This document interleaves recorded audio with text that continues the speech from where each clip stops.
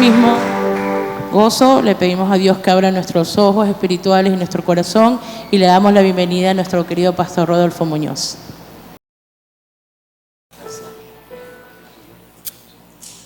Buenos días, mis hermanos.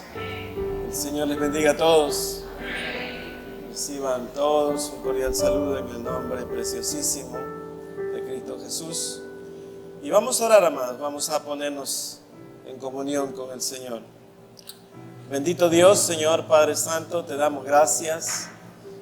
Gracias, Señor, por todos mis hermanos que hoy llegaron, Señor Padre. Te ruego en el nombre de Jesús que nos bendigas, Señor Padre. Te pido, Señor Padre, que abras nuestros corazones, Señor, para que tu palabra pueda llegar a lo más profundo de nuestro ser. Que podamos recibir esta palabra, Señor, con corazones sencillos, corazones sinceros. Señor, llénanos de tu gracia preciosa, Señor. Te pedimos perdón, Señor, por todas nuestras faltas. Te ruego, Señor, en el nombre de Jesús, que nadie regrese como entró, que todos salgamos enteramente renovados en el conocimiento de tu palabra. Que tu Espíritu Santo, Señor, ilumine nuestros pensamientos y traiga luz y conocimiento a nuestras vidas. Edifícanos, Señor, mediante tu palabra. En el nombre poderoso de Cristo Jesús te damos gracias. Amén. Y abran sus Biblias, mis amados, en el Evangelio de Juan. Evangelio de Juan, capítulo 11. Juan 11, versículo 1.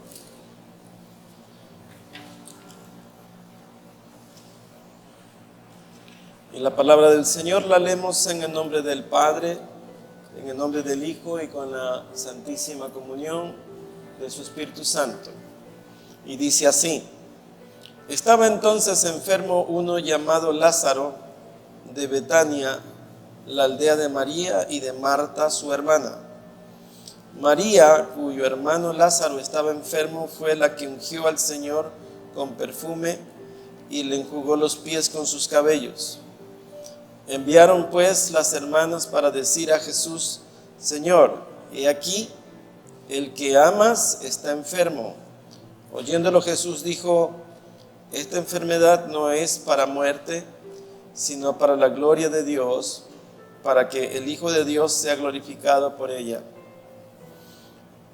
Y amaba Jesús a Marta y a su hermana y a Lázaro. Cuando oyó, después que estaba enfermo, se quedó 2 días más en el lugar donde estaba. Luego, después de esto, dijo a los discípulos: vamos a Judea otra vez. Le dijeron los discípulos: Rabí, ahora procuraban los judíos apedrearte, y otra vez vas allá. Respondiendo Jesús: no tiene el día 12 horas, el que anda de día no tropieza, porque ve la luz de este mundo, pero el que anda de noche tropieza porque no hay luz en él. Dicho esto, le dijo después: nuestro amigo Lázaro duerme, mas voy para despertarle. Dijeron entonces sus discípulos: Señor, si duerme sanará. Pero Jesús decía esto de la muerte de Lázaro, y ellos pensaron que hablaba del reposar del sueño. Entonces Jesús les dijo claramente: Lázaro ha muerto. Amén. Pueden sentarse, amados.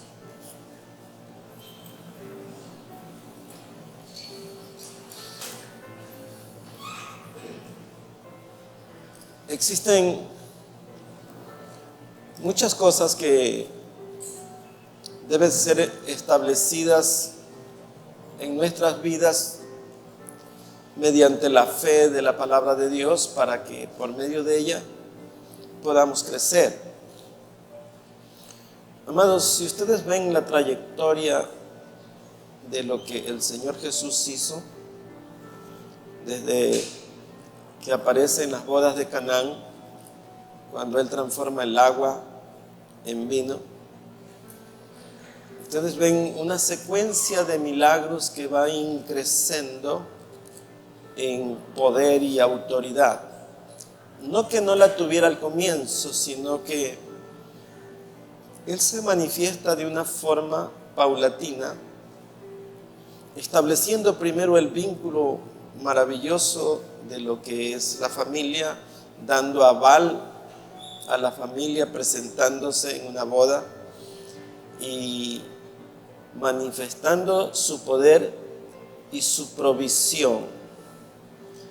Todo hogar, amados, que tiene a Cristo Jesús es sustentado, tiene el gozo y contentamiento de lo que tipifica el vino, es manifestarle al mundo que en nuestra casa habita Jesucristo. Esto es lo más hermoso que puede haber. No habrá nada que le reste a nuestra felicidad que tener el gozo de la presencia de Cristo Jesús.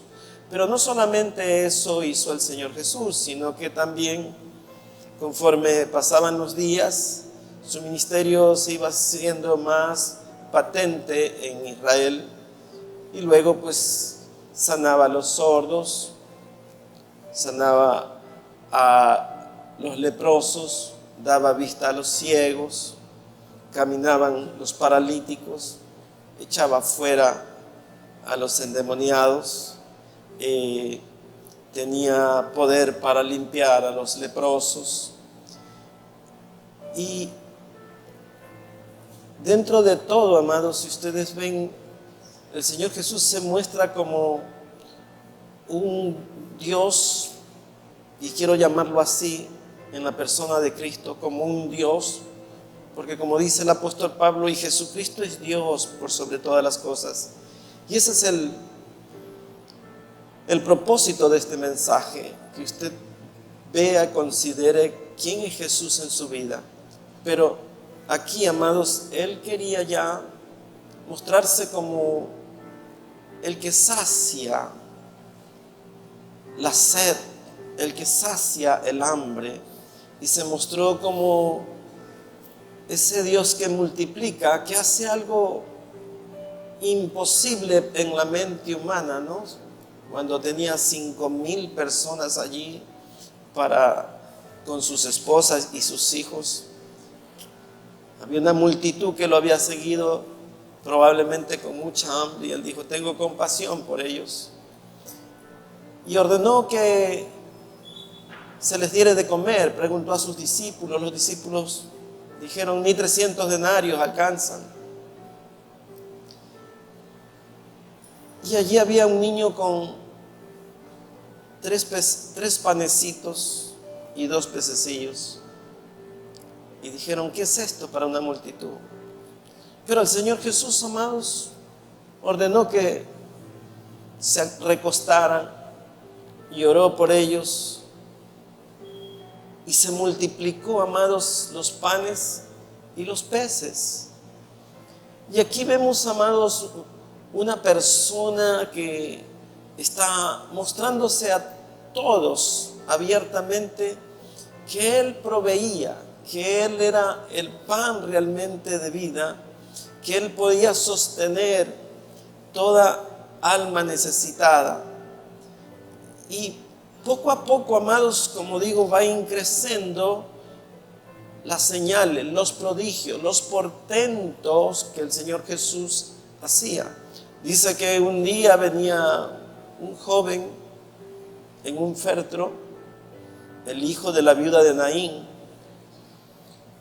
Y imagínense ustedes, amados, él venía con sus discípulos venían con gozo, con flautas, cantando, alabando, y por otro lado venía una caravana, y esa caravana pues era la caravana de la muerte, ¿no? Venía un joven que había muerto, y Jesús se acerca al féretro y pone su mano y dice: joven, a ti te digo, levántate.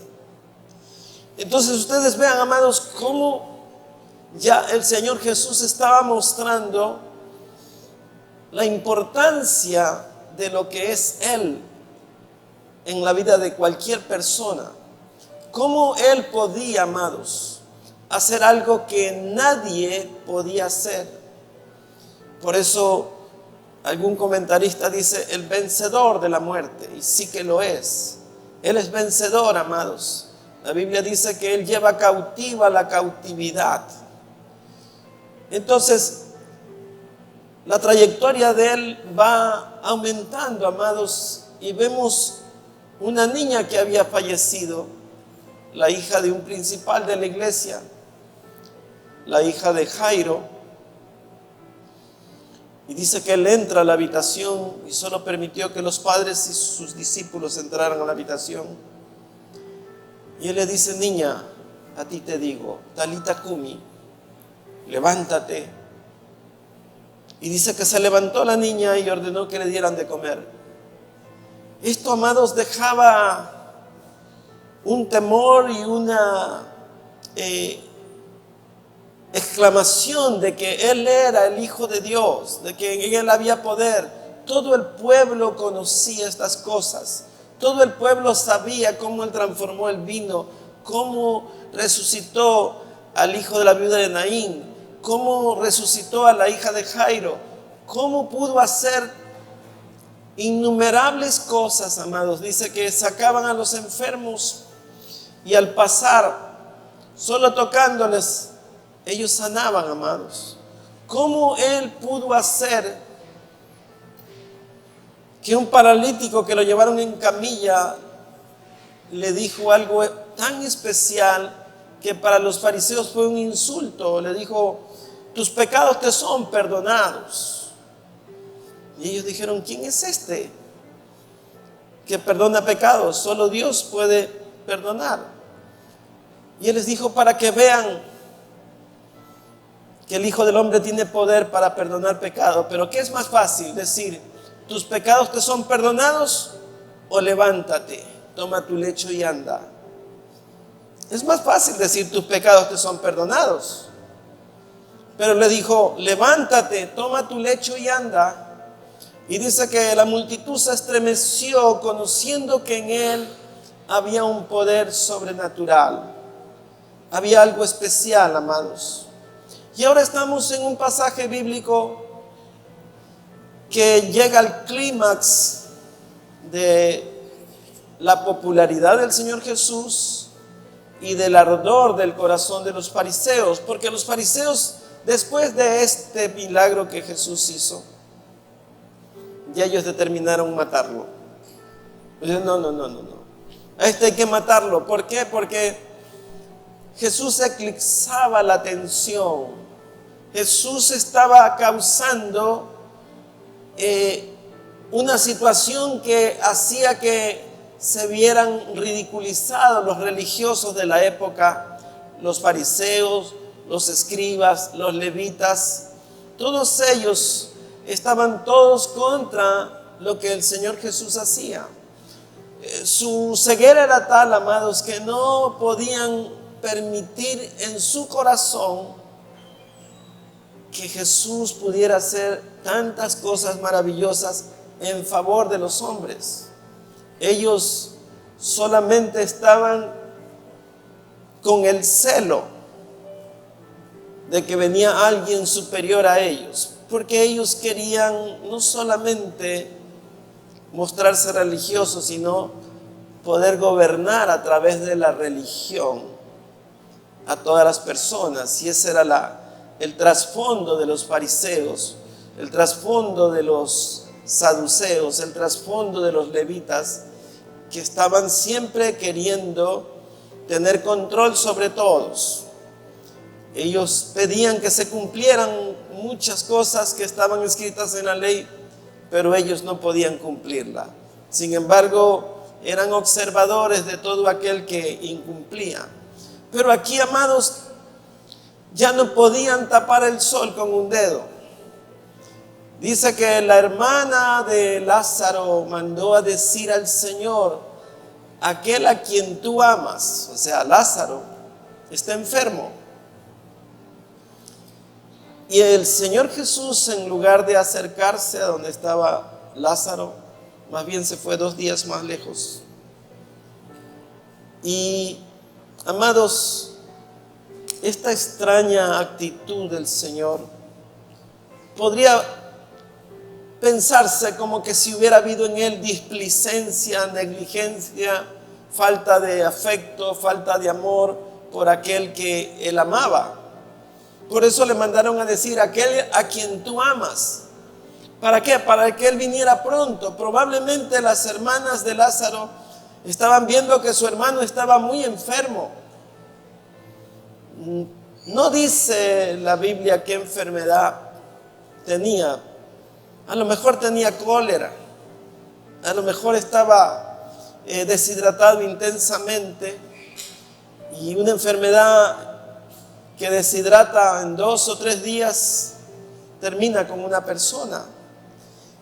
El punto es que el Señor Jesús comentó con sus discípulos y dijo que probablemente Lázaro, no que probablemente, sino que Lázaro dormía ya.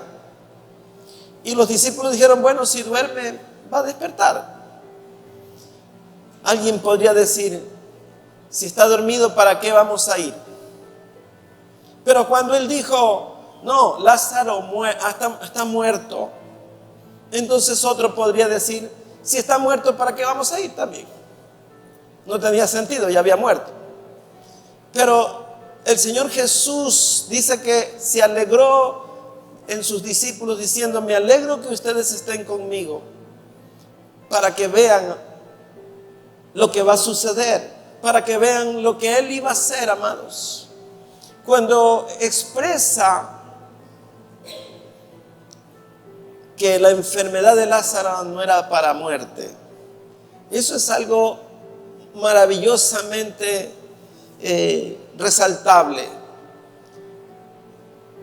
¿Qué enfermedad no es para muerte?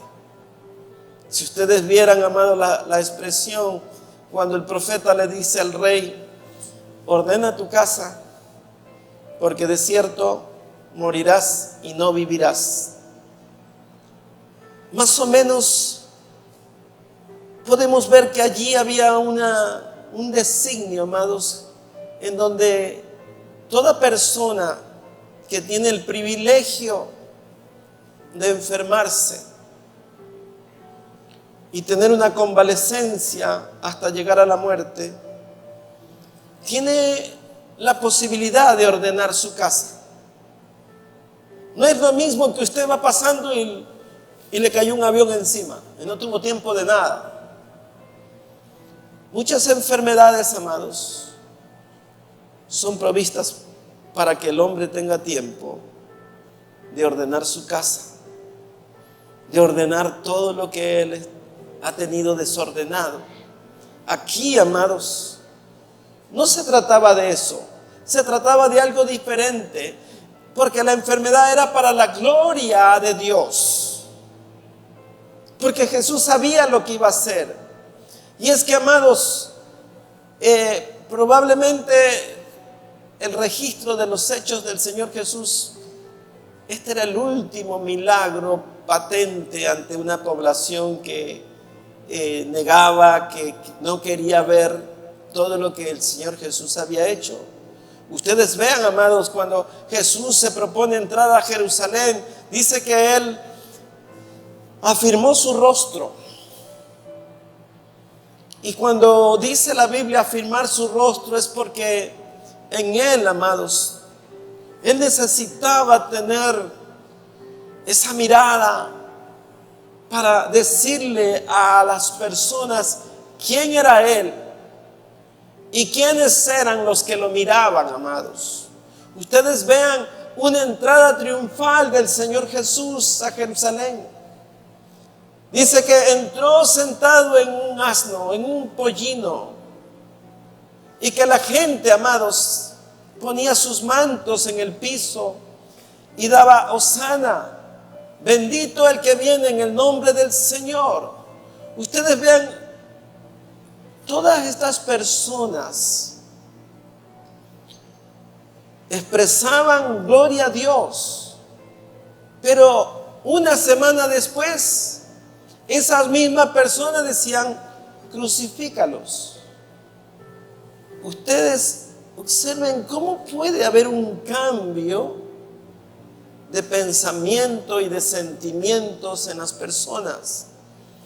Entonces, el Señor Jesús quería mostrarse de tal forma que todas las personas y nosotros también pudiéramos decir, amados, como dice la Escritura, el que cree en mí, aunque esté muerto, vivirá. Y ese es el trasfondo del mensaje, amados, de que usted y yo estemos firmes, de que usted y yo sepamos a quién alabamos, a quién adoramos, a quién servimos, en quién creemos, que tenemos un Dios soberano, un Dios todopoderoso que venció la muerte, amados. Dice que cuando se enteraron las hermanas de Lázaro que ya Jesús venía, Marta, que era un poco como el carácter de Pedro, ¿no? Pedro era impulsivo, hablaba por todos. Dice que corrió Marta al encuentro porque sabía que Jesús ya venía, amados. Ustedes vean la trayectoria del Señor Jesús. No venía como cuando uno viene en una diligencia a toda prisa, sino que Él venía pausado, amados. Pausado, probablemente haciendo otros milagros, porque donde Él iba hacía milagros. Y Marta viene y lo increpa al Señor y le dice: Señor, si tú hubieras estado aquí, mi hermano no hubiera muerto. Y muchas veces, amados, nosotros tenemos ese pensamiento de echarle la culpa a Dios de lo que nos pasa a nosotros. Y Jesús le dice: Marta, ¿no te he dicho que si crees en Dios verás la gloria de Dios? Amados, es importante este pasaje porque este pasaje representa lo que va a ocurrir con todos nosotros. Dice que corrió y fue a decirle a su hermana María, y María dice que estaba ahí con algunos vecinos que la estaban consolando, y salió corriendo María al encuentro de Jesús y le dice lo mismo: Señor, si hubieras llegado, mi hermano no se hubiera muerto. Y Jesús exclama y le dice: ¿dónde le pusiste? Y cuando llega a la tumba dice que se estremeció, que él lloró, que le dolió la muerte de Lázaro. Pero, amados, allí estaba Jesús frente a una tumba, amados. Su hermana le dice a Jesús: Señor, pero ya llegue, es de 4 días. 4 días. Eso nos ha servido de dicho hasta la fecha, ¿no? Decimos: el muerto el 4.º día ya apesta. Y es verdad, ya hay descomposición, amados. Y si analizamos la descomposición desde el punto de vista espiritual y vemos la hija de Jairo, probablemente una niña entre 8 y 10 años, ¿cuánto pecado puede haber hecho esa niña? Probablemente muy poco. ¿Y cuánto pecado puede haber habido en el joven? Puede haber tenido 16 a 18 años, del hijo de la viuda de Naín. Y Lázaro ya era un hombre mayor. ¿Cuánto pecado puede haber habido en él? Y, amados, y es que el pecado es el aguijón y la muerte, amados. Y la descomposición que existe en los hombres de acuerdo a sus pecados es tal que, como dice la Escritura, que para los que se salvan tenemos olor de Cristo Jesús, y los que se pierden, olor de muerte para el Señor. ¿Cuánta fetidez hay cuando el hombre se resiste a no creer en Cristo Jesús. ¿Cuánta putrefacción hay, amados? El Señor Jesús llamó a los fariseos, a los herodianos, a los levitas, les dijo: sepulcros blanqueados. Ustedes saben, amados, las tumbas las pintaban y las pintan de blanco, pero tras la puerta o tras la lápida, adentro hay un cuerpo en descomposición, hay una putrefacción. Es insostenible la respiración que puede haber dentro de una tumba. Eso fue lo que el Señor Jesús les quiso decir a los fariseos: sepulcros blanqueados, porque en ellos había una corrupción, en ellos estaban negando la gloria de Dios, amados. La Biblia dice esto en el Evangelio de Juan, en el capítulo 3, en el verso 16, dice: porque de tal manera amó Dios al mundo, que ha dado a su Hijo unigénito, para que todo aquel que en Él crea no se pierda, mas tenga vida eterna. Pero el siguiente versículo dice: y el que no cree, desde ya ha sido condenado. Entonces, el Señor Jesús preguntó a Marta, le dice, porque Jesús le dijo a Marta: tu hermano resucitará, tu hermano se levantará. ¿Crees esto? Le dijo. Sí, Señor, yo creo, pero en el día postrero. Marta sabía, amados, lo que es la resurrección de los muertos. Pero el Señor Jesús no le estaba hablando de esa resurrección.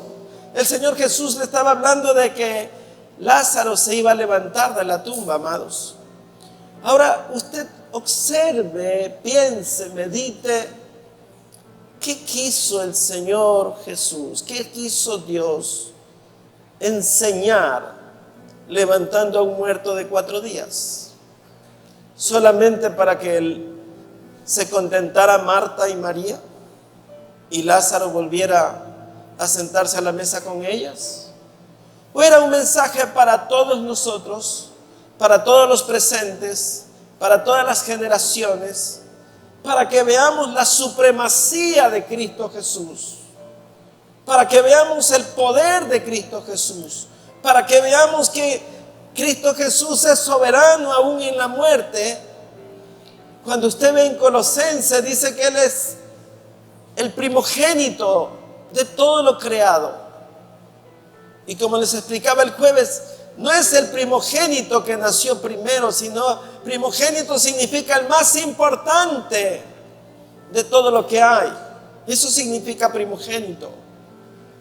De tal forma que, dice Colosenses, en Él está toda la plenitud de la deidad, de la santidad.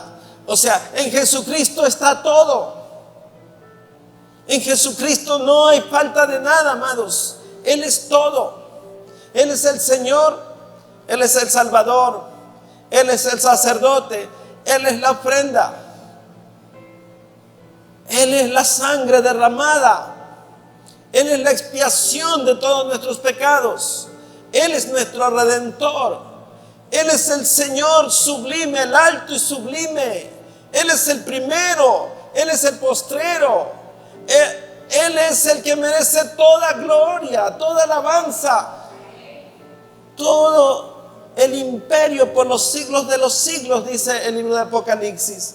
¿Y por qué traemos a colación esto, amados? Porque usted y yo necesitamos cimentar nuestra fe en algo sólido, en algo que está allí, amados, tan patente como si hubiera ocurrido ayer u hoy día. La palabra de Dios, amado, toda ella es verdad. Entonces nuestra fe tiene que estar cimentada en esto. Por eso el libro de Colosenses mismo dice: no os dejéis engañar por ninguna filosofía hueca, por ninguna sutileza. Porque Hay muchos hombres que escriben, que refutan y argumentan de tal forma que pueden confundir a muchos. Hay muchas herejías que cambian las cosas que están escritas, amado. Y eso lleva a doctrina de error, doctrina de demonios. Nosotros creemos en un Cristo Jesús todopoderoso que venció la muerte, que es vencedor.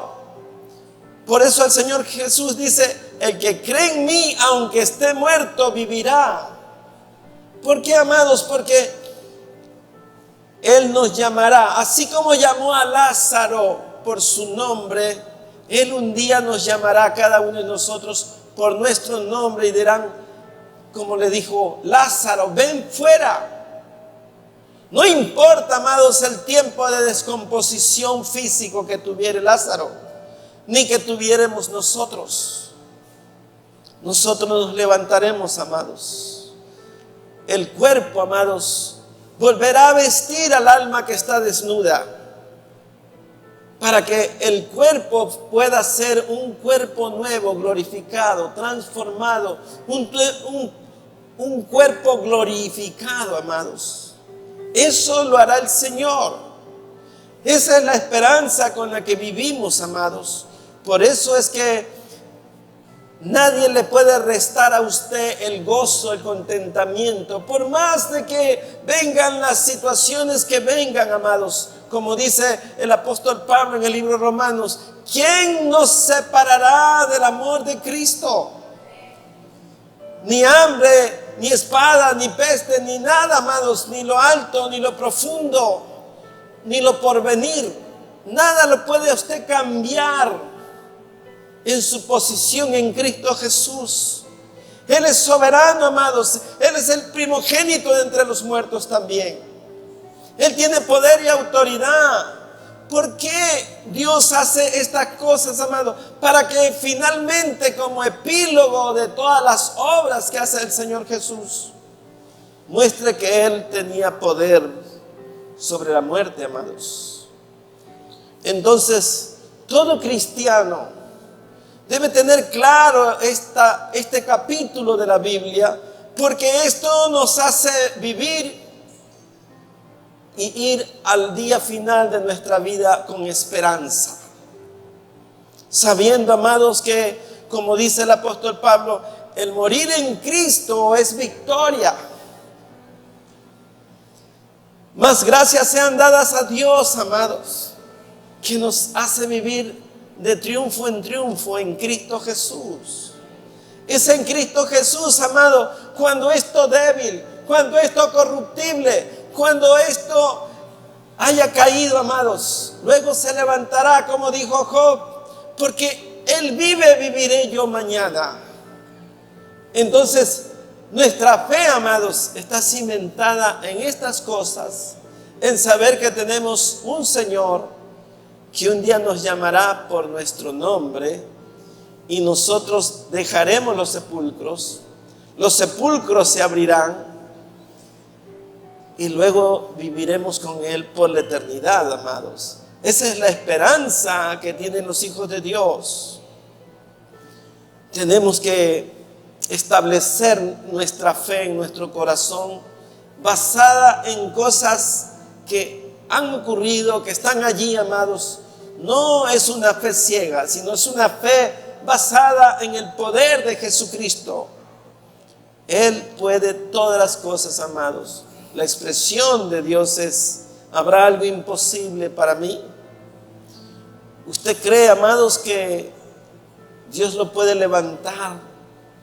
Así hayan pasado cientos de años, no lo va a levantar de la tumba. De hecho que se levantará, amados. La Biblia dice en el libro de Apocalipsis que el mar devolverá a los muertos, grandes y chicos, que un día le veremos a Él cara a cara, amados. Tenemos que comprender la grandeza, la supremacía, el poder de lo que reposa en Cristo Jesús, amados. Él no nos dejará olvidado en un sepulcro, amados. Aunque estuviéramos hecho polvo, Él hará que usted y yo nos levantemos.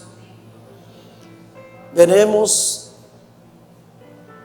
la gloria del Señor.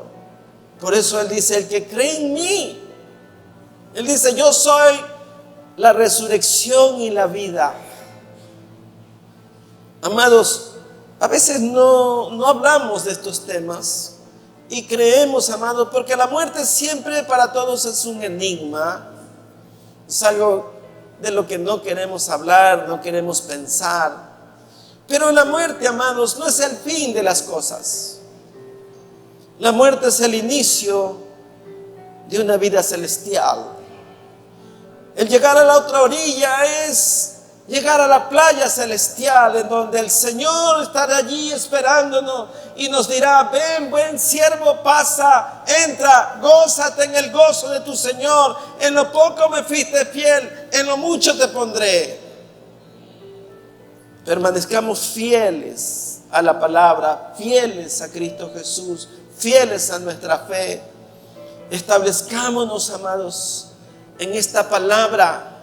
Esta palabra es la que le da esperanza a usted. Como les dije antes, no deje que nada le reste el gozo, porque el fin de los días llegará, amados, para unos más temprano que tarde, pero llegará, amados. Pero si usted tiene a Cristo, no tenga temor, amados, reciba con gozo.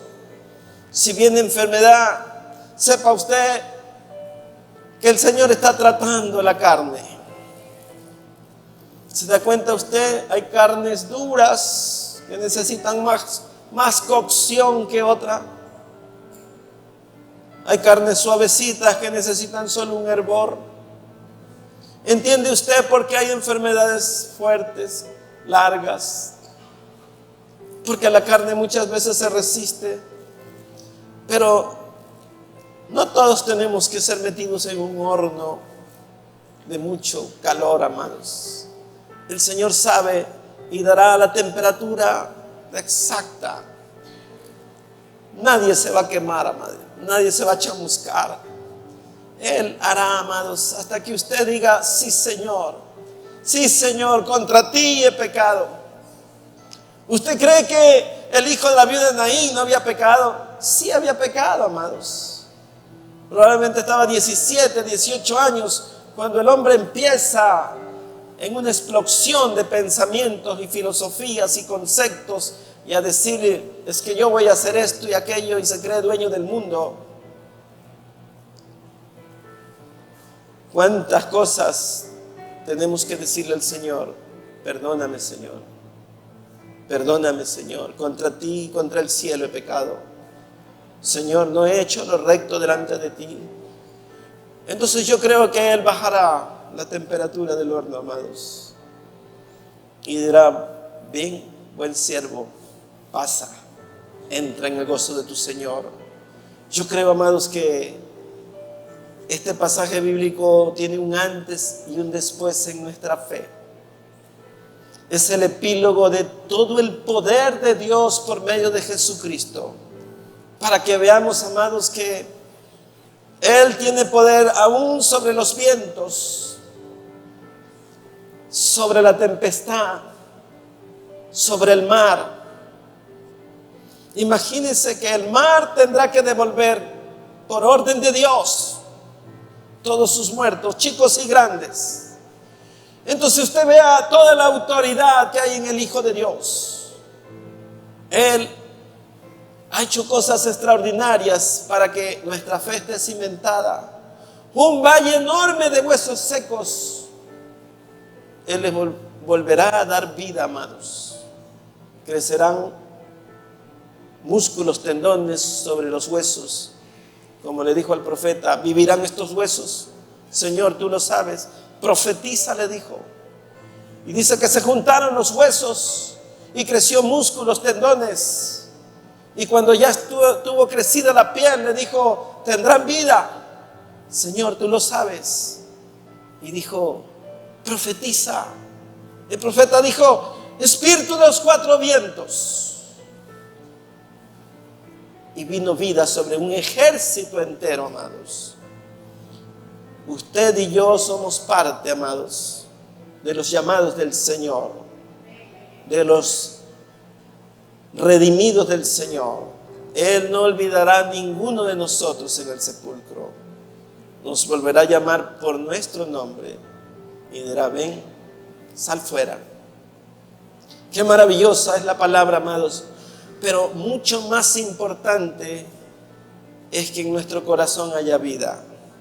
Que nuestro corazón no sea un sepulcro lleno de corrupción, sino que sea un sepulcro en donde el Señor haya rescatado todas las cosas inmundas y podamos estar limpios para Él.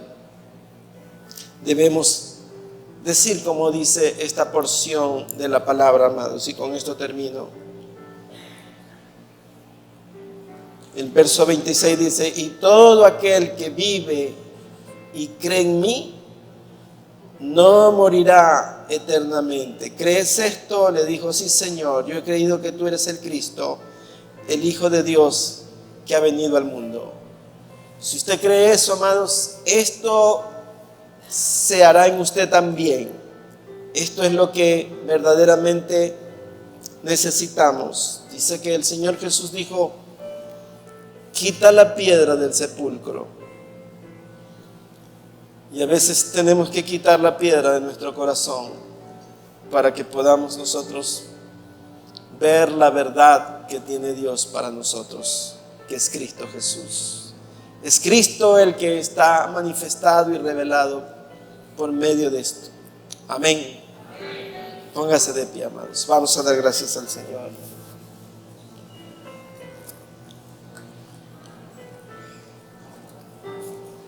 Oh Señor, bendecimos tu nombre y te damos gracias por tu palabra. Gracias, Señor, porque ella es viva y eficaz, Señor. Señor, sabemos que para todo aquel que cree, aunque esté muerto, vivirá. Tú eres la vida, la resurrección, Señor Padre. En ti ponemos nuestra mirada, en ti ponemos nuestro corazón, en ti ponemos nuestra fe y nuestra esperanza, Señor.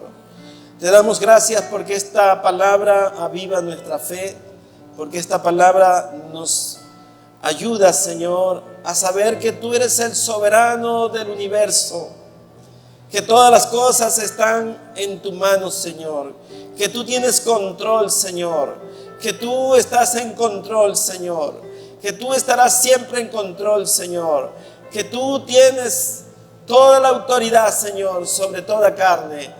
En el nombre poderoso de Cristo Jesús, te damos gracias. Amén, amén. Dios les bendiga, mis amados.